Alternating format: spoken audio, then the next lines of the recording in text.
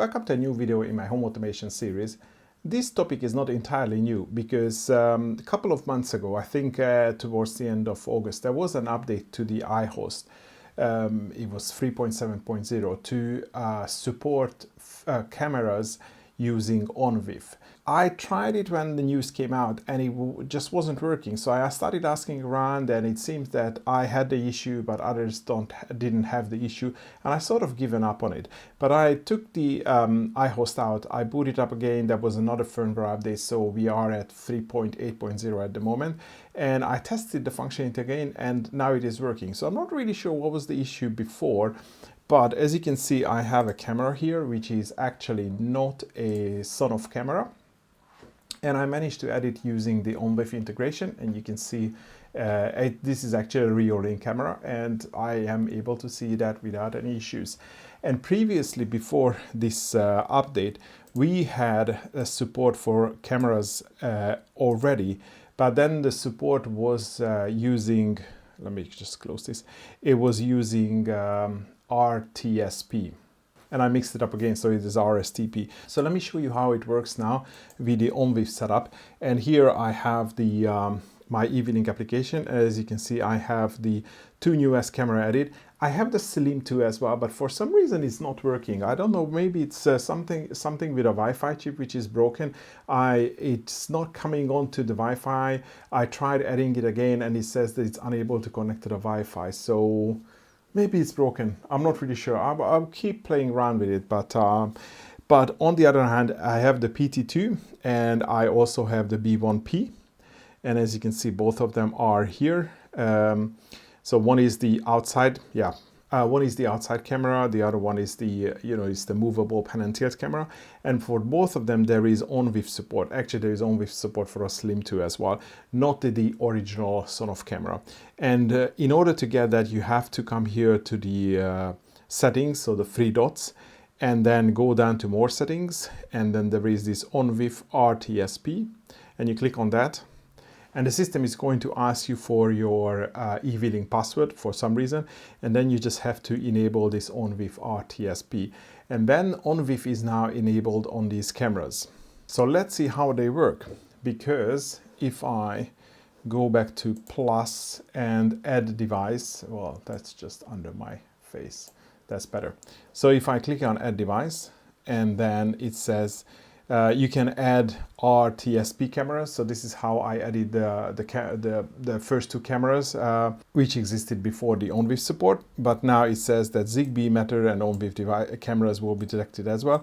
And I just clicked on Startup. So the process is same like when you are trying to add a new Zigbee camera, and the system should detect new cameras on the the typical ONVIF port. So it found two cameras. I'm assuming that it found the two new Sonoff cameras because I was doing this scanning before and it didn't find any other brand cameras. Although if I remember correctly, all real-in cameras support ONVIF, and I have probably like 5 of them, but only one of them was found, and I don't really know the reason why is that. Okay, and what seems to be happening is that when you click on the ad, well, first of all, I can rename the device here. So this is my, so this is the B1P. So that is going to be my PT2. I already forgot.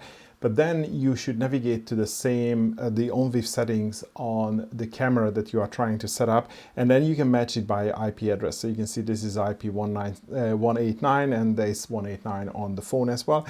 And the username and a password at the bottom of the screen, that's what you need to put in here. So there will be like a default one, but here I change it to, the default one is admin. I change it to RTSP here and 128.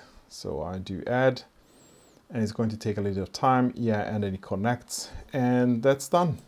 So if I go back to home, now I have the two cameras. So B1P, I click on it, and then it takes like, for the real-in cameras, it seems that it takes like 10 seconds or, I don't know, maybe 15 seconds to load the stream.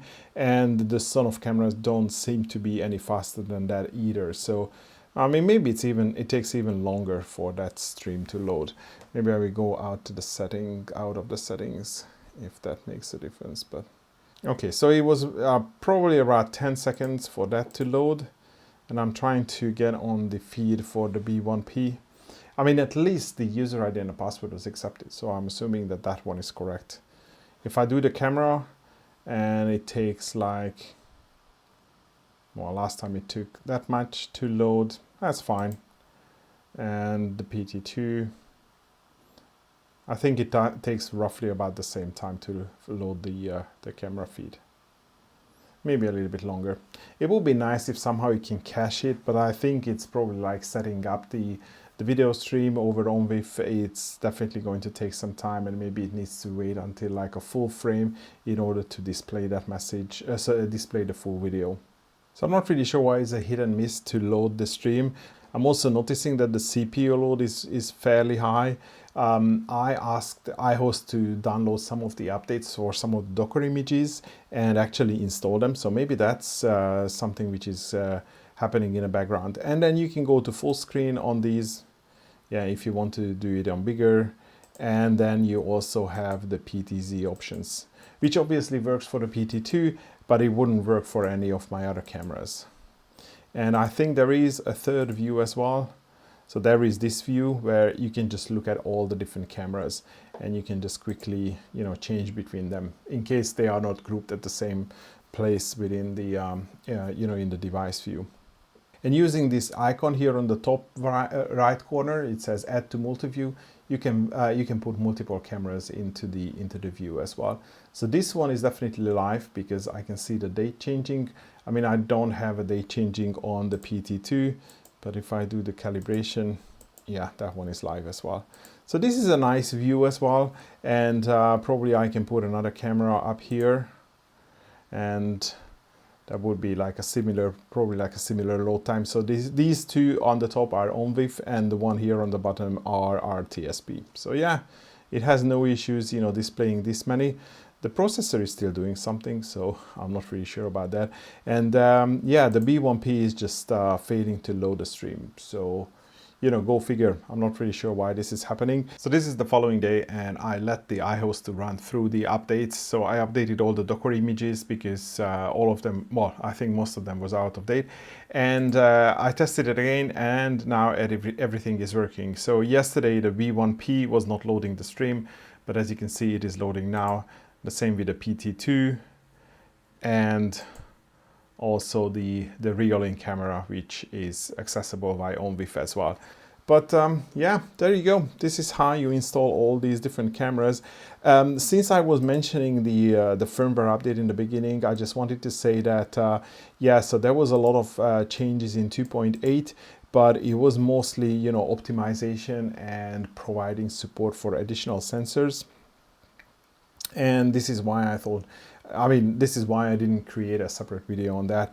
But as you can see in 2.7.0, which was, yeah, as I remember correctly, was released at the end of October, this had the ONVIF support. So that's how it is working. If you, I know some of you managed to connect ONVIF cameras because I read the comments and I've seen some other posts on the eVLink forum as well. But if you had any issues, just let me know if the problems are specifically with some Sonoff cameras or just other brand cameras, because it looks like a hit and miss for me. This is Reolink, it's working fine. This is Sonoff, it's working fine. And this middle one is Sonoff, which doesn't seem to load the stream even if I try it multiple times. And since we are talking about like features, there are some support for in the scenes as well. So if you go smart devices, and I can select both of the cameras. So for example, if I select PT2, well, okay, I can select these two cameras but through ONVIF, but I can't select the RSTP cameras. So if you want to do anything with a camera, I think it is better to use the ONVIF support. And again, you see that I can see the two Sonoff cameras here that I can use in scenes, but I'm not seeing the camera 53, which is the one that is not Sonoff branded. So it looks like it's checking what is supported on ONVIF, and if it's able to detect that this is a Sonoff camera, I'm guessing maybe it's not checking the capabilities, but it's checking the but it is detecting the manufacturer and the model. So if it knows this is a PT2, then it knows that, okay, this is Sonoff camera, so it can do motion detection. So you can create a scene based on the motion detection or the occupancy detection of the camera, and then you can do something. So you can create a turn on a light or something. And if I do just tap to run. Actually, let me check the other camera as well. So that was the PT2 B1P. Yeah, it's the same motion detection feature. But if I can, let's see if we can control the cameras as well. No, we can't really do anything with them. I think in the eVLink application we had a couple of features like put them into sleep mode and wake them up from sleep mode. Definitely that's I thought is a useful function, but that's not available in the iHost. But at least you can use the motion detection to turn on some lights and then start some automations in the on the iHost, which is it's nice. So this is the short story of the ONVIF support in the iHost, which actually was available since the end of August. Oh, by the way, you can also move these previews around. And as I said, it supports all ONVIF cameras. It doesn't have to be Sonoff branded. It can be other ONVIF cameras as well. And it also supports the motion detection functions, at least on the PT2 and the B1P, which I was able to see. So you can set up scenes on the iHost to, for example, turn on some lights. If you are interested in any of these two cameras that I tested here, I'm going to leave purchasing links in the video description. But I think that's all for today. Thanks for watching and hopefully see you in the next one.